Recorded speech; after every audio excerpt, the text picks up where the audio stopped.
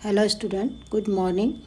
हम डिस्कस कर रहे थे ब्रायोफाइट्स, और ब्रायोफाइट्स में मेंबर आपका एंथोसेरोस। एंथोसेरोस में हम पिछले क्लासेस में डिस्कस कर चुके हैं इसका थैलस क्लासिफिकेशन, थैलस स्ट्रक्चर में इसका आपका morphology of thallus, anatomy of thallus, और इसके साथ से हमने रिप्रोडक्शन भी स्टार्ट कर दिया था। रिप्रोडक्शन में हमने पिछली क्लास में डिस्कस किया था एंथोसेरोस में वेजिटेटिव टाइप ऑफ रिप्रोडक्शन किस प्रकार का होता है, कितने प्रकार से होता है, कि bye death and decay method से एंड बाय इसके ट्यूबर के द्वारा और बाय गेमी के द्वारा। तो ये हमने पिछली क्लास में हमने डिस्कस कर लिया। आज जो हम डिस्कस करेंगे सेक्सुअल रिप्रोडक्शन किस प्रकार से पाया जाता है एंथोसेरोस में, उसको हम डिस्कस करेंगे। तो जो सेक्सुअल रिप्रोडक्शन है एंथोसेरोस में, ये अगर हम बात करें तो एंथोसेरोस की जो कुछ स्पीसीज़ जो है मोनोसियस होती है और कुछ स्पीसीज़ जो है डायोसियस होती है। मोनोसियस स्पीसीज़ मतलब उभयलिंगी स्पीसीज़ और डायोसियस मतलब एकलिंगी। मोनोसियस स्पीसीज़ जैसे एंथोसेरोस फ्यूजीफॉर्मिस, एंथोसेरोस हिमालयंसिस, एंथोसेरोस पंक्टेंसिस। और अगर डायोसियस स्पीसीज़ हैं जो कौन कौन सी हैं, जैसे कि एंथोसेरोस लिविस, एंथोसेरोस हेलाई, एंथोसेरोस इरेक्टस, एंथोसेरोस पियर्सोनाई, ये जो स्पीसीज़ हैं ये डायोसियस स्पीसीज़ है। अगर हम ये बात करें कि जो मोनोसियस स्पीसीज़ हैं ये प्रोटेंडर्स होती हैं, मतलब कि इनमें जो है एंथ्रीडियम का डेवलपमेंट आर्चिगोनिया के पहले होता है। अगर मोनोसियस स्पीसीज़ हैं तो उनमें क्या होता है कि एंथ्रीडिया पहले बनते हैं, एंथ्रीडियम का डेवलपमेंट पहले होता है, मतलब एंथ्रोजोइड्स का निर्माण जो होता है पहले होता है इन कंपेयर टू आर्चिगोनिया के मुकाबले में। आर्चिगोनिया बाद में बनती है। मेल और जैसे नर और स्त्री जो जनांग है, मतलब एंथ्रीडियम और आर्चिगोनिया हैं जो थैलस के डोर्सल सरफेस पर एम्बेडेड रहते हैं, और जो मतलब जो ग्रोइंग पॉइंट है वृद्धि क्षेत्र के ठीक पीछे की ओर डेवलप होते हैं। इनका जो है दीप्तिकाल के जो है नियंत्रित करता है, फोटो पीरियड जो है इनका डेवलपमेंट जो है जो बनते हैं वो इनका फोटो पीरियड इनको नियंत्रित करता है। जो कि ये है कि जो एंथ्रीडिया है वो चैम्बर्स पुंधानी कोष्ठों में ये जो है एकल या समूह में, सिंगल भी बन सकते हैं और समूह में भी बन सकते हैं, जबकि आर्चिगोनिया का थैलस जो है डोर्सल सरफेस पर अलग अलग डेवलप होता है। तो ये तो बात करी हमने कि सेक्सुअल रिप्रोडक्शन कैसे होते हैं एंथोसेरोस के। अब हम बात करते हैं कि एंथ्रीडियम, डेवलपमेंट ऑफ एंथ्रीडियम। तो जो एंथोसेरोस के थैलस में कैसा होता है एंथ्रीडियम, अगर हम देखें स्क्रीन पर जैसे दिख रहा है कि मैच्योर एंथ्रीडियम जो है एक गदाकार जो है ब्रंत लाइक संरचना है। यहाँ देखिए यह दिख रही है, जहाँ पर ये चैम्बर के अंदर एंथ्रीडियम के अंदर ये दिख रहा है चैम्बर के अंदर, और ये एक स्ट्रक्चर दिखाई दे रही है आपको गदाकार, जिसमें एक ब्रंत है और ऊपर एक क्लब साइड स्ट्रक्चर है। इनके चारों ओर, कोश के चारों ओर से निर्मित ब्रंत जो बना हुआ होता है, और मल्टी जो है चारों ओर जो है बहुभुजी अथवा लंबी सेल्स जो हैं वो एक जो है स्ट्राइल जैकेट सेल्स के चारों ओर सेल्स से इससे कवर्ड रहता है। और जो जैकेट सेल्स है इनका जो रंग है वो ऑरेंज कलर का हो सकता है, क्योंकि इसमें क्या रहते हैं कि इसमें ऑरेंज कलर के पिगमेंट पाए जाते हैं, और इनसे डेवलप होते हैं बाइफ्लैजलेट एंथ्रोजॉइड्स। एंथोसेरोस के इस तरह से यहाँ बाइफ्लैजलेट एंथ्रोजॉइड्स इसमें से लिबरेट होते हैं। तो ये है किस तरह से एंथोसेरोस थैलस में एंथ्रीडियम कैसा होता है। ये गदाकार ये स्ट्रक्चर ब्रंत है, स्ट्राइल जैकेट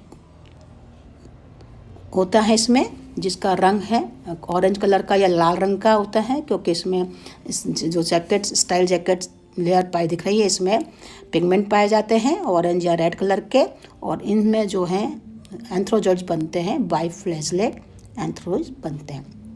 अब हम बात करते हैं कि किस प्रकार से एंथ्रीडियम का डेवलपमेंट होता है।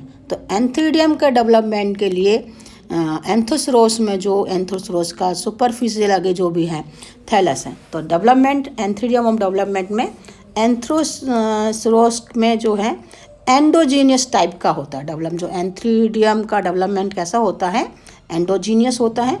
एंडोजीनियस में मतलब कि जो डोर्सल जैसे तो जो पुंधानियाँ हैं थैलस की डोर्सल सरफेस पर विकसित होती है, परंतु जो है और उनका चैम्बर भी में बनता है। किस में बनती है? ये चैम्बर में होते हैं अंदर।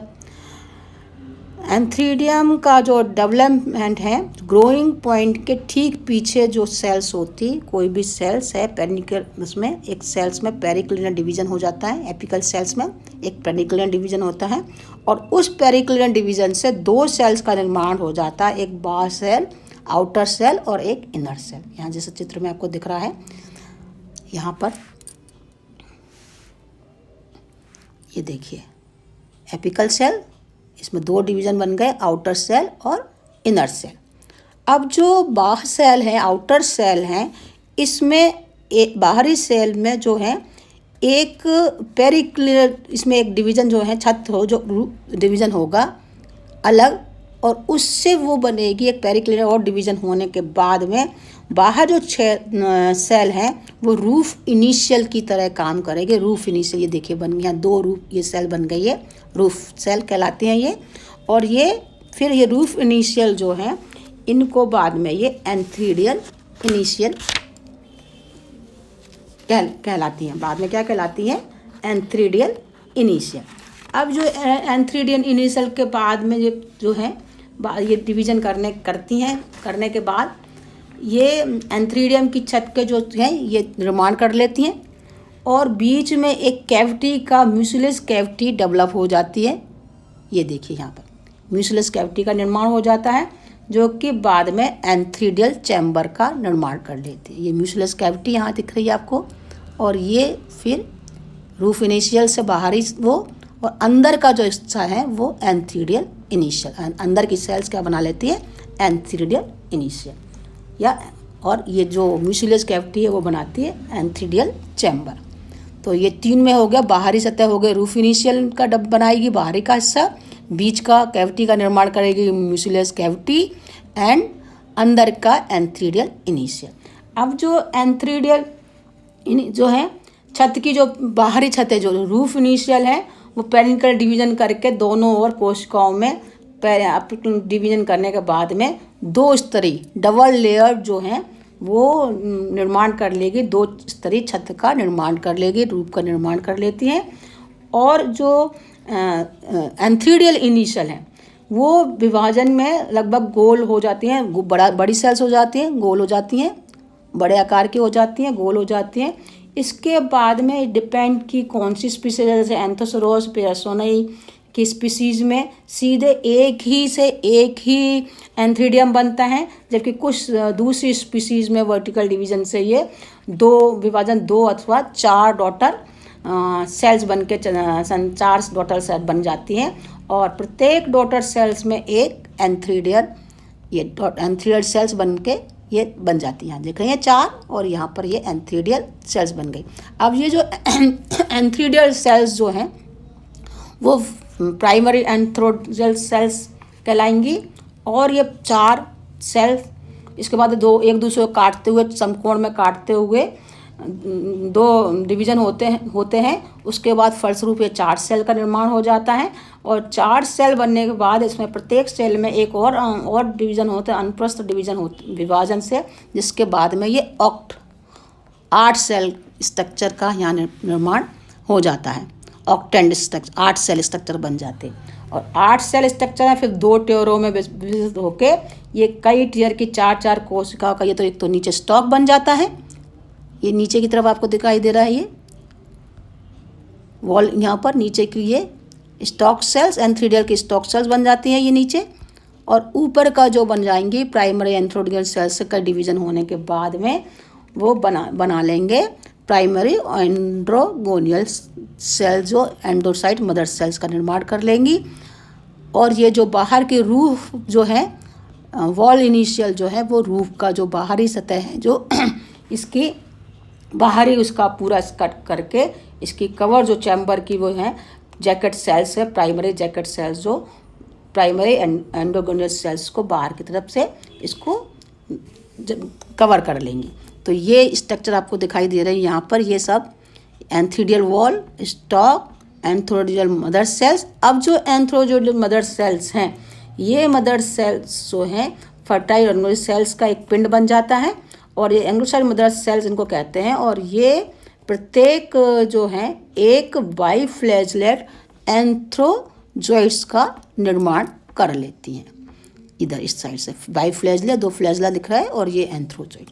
तो ये डेवलपमेंट हुआ किस तरह से सिंगल सेल से एंथ्रोजोइड्स के डोर्सल सरफेस के एपिकल जहाँ ग्रोइंग पॉइंट है उसके पास से एक सिंगल सेल से किस तरह से एंथ्रीडियम का डेवलपमेंट हुआ, वो आपको इस चित्र में दिखाया गया है। Apical cells, outer cell and inner cells, और आउटर सेल्स ने रूफ में काटा, रूफ इनिशियल, और रूफ नियल से अंदर से आपका म्यूसिलस कैविटी, अंदर के एंथ्रीजन इनिशियल। तो 3 लेयर हो गई जिसने जैकेट बाहर के बनाए, एंट्रोगेट सेल्स और चैम्बर सेल्स। तो ये डेवलपमेंट हो गया एंथ्रोस्ट्रोस थैलस में एंथ्रीडियम का निर्माण कैसे होगा। अब हम जो बात करते हैं कि एंथ्रीडियम बन गया, डिसेंस ऑफ एंथ्रीडियम से जो एंथ्रोजोइड बाहर कैसे निकलेंगे। जो बाहर निकलने के लिए जो है इसमें के आपको भी चित्र में दिखाते हैं। इसको बाहर निकलने के लिए है कि मैच्योर एंथ्रीडियम होने पर ये इस स्ट्रक्चर देखिए, ये यहाँ पर और डिटेल में आपको दिख जाएगा। ये मैच्योर हो गया। अब ये यहाँ पर ये स्ट्रक्चर बन गया था पूरा। अब ये मैच्योर कैसे डीएस हो सके, तो एंथ्रीडियम के मैच्योर होने के बाद में इसकी जो छत में जो है इनरेगुलर होकर टूट जाती है। यहाँ दूसरे चित्र में आपको दिख रहा है कि जो चैम्बर की जो हैं सेल्स हैं इनरेगुलर होकर टूट जाती हैं, और टूटने के बाद इसमें एक कप लाइक स्ट्रक्चर बन जाती है। ये कप लाइक स्ट्रक्चर बन जाती है, और कप लाइक स्ट्रक्चर में इसमें ये एंथ्रीडियम आसानी से देखा जा सकता है। और फिर इसमें क्या होता है कि इसमें एक छिद्र बन जाता है, ऊपर पोर छिद्र बन गया, और इसमें छिद्र में बनने के बाद में ही इसके साथ में ही इसमें जो वो हैं एंथ्रोजोइड्स हैं समूह में बाहर निकलते हैं। इस छिद्र बनने से ये समूह में बाहर निकल जाते हैं, और बाहर निकलने के बाद ये पानी में एक सिंगल थिन पतली परत के रूप में फैल जाते हैं। तो ये डेवलपमेंट हुआ एंथ्रोसोरस के थैलस में सिंगल सेल से, प्राइमरी एंथ्रीडियल सेल से किस तरह से roof initial, antheridial initial, roof antheridial cells, primary jacket cells से प्राइमरी एंडोगेनस सेल्स, स्टॉक्स और एंथ्रोडियल चैम्बर, और उस तरह से एंथ्रोजोइड्स लिबरेट हुए पानी में मेल गैमेट बनकर तैयार हो गए। अगली क्लास में हम डिस्कस करेंगे फीमेल गैमेट किस तरह से आर्चिगोनिया में बनेंगे एंथ्रोसोरस में, उसको हम डिस्कस करेंगे। ओके बच्चों, थैंक यू वेरी मच।